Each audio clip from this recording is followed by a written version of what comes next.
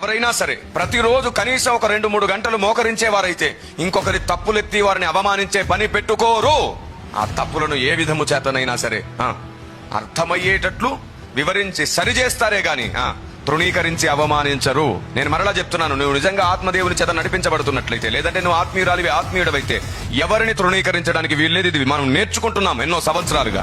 సహోదరునిలో పొరపాటు ఉంటుంది, సహోదరిలో పొరపాటు ఉంటుంది, కానీ సహోదరుడు సహోదరి పొరపాటు కాదు. మనిషిలో పొరపాటు ఉంది, మనిషే పొరపాటు అని నువ్వు నిర్ధారణ చేయొద్దు. ఆ నిర్ధారణ చేయవలసిన అధికారం దేవునికి ఉంది, మనకు లేదు.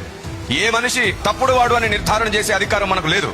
ఆ వ్యక్తిలో ఉన్న తప్పును మాత్రమే మనం సరి చేసుకునే ప్రయత్నం చేయాలి, కానీ వ్యక్తిని సరి చేయడం ఆయన చేతుల్లో ఉంది.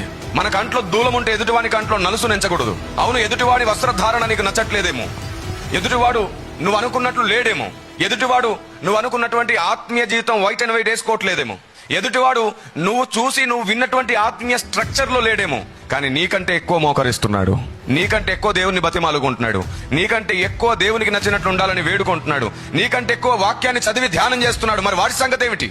ఏ వ్యక్తిని కూడా అవమానించి లోకంలో పడివేయకుండా ప్రతి వ్యక్తిని గుండెల్లో దాచుకొని, కడుపులో దాచుకొని, ఒకవేళ పడిపోతే బాబు నువ్వే కాదు నేను కూడా పడే అవకాశం ఉంది, మనమందరం తిరిగి లేవాలని ప్రోత్సహిస్తున్నాడు. నువ్వు ఆ పని చేయట్లేదు. మనం ఏం చేస్తున్నావంటే ఎవిడెన్స్ చూపిస్తున్నారు. ఈ భ్రమలో పడిపోయి ఇది ఆత్మీయ జీవితమా కాదా, ఇలా ప్రవర్తించిన పరిశుద్ధాత్మునికి నచ్చుతుందా?